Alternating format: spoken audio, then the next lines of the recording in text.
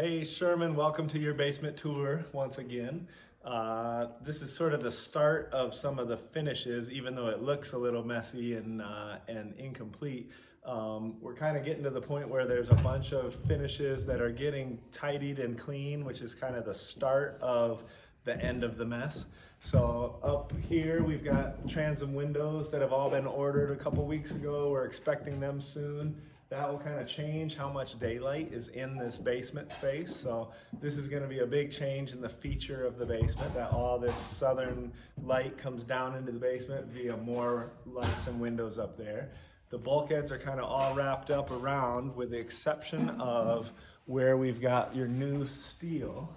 So in here, we just got all this elusive steel on site last week and now installed. This used to be a column that held up your balcony that's now being carried by this beam here. These beams here and this here are going to let us take out this column, which was holding up a balcony. And then this is going to kind of be the start of all your bulkhead grid spaces, so that there will be like quadrants of ceiling tile here, here, here, here, kind of separating all the fellowship space in. Back here is where your plumbing stack used to run east to west at like this height. That was the purpose for this wall that was here.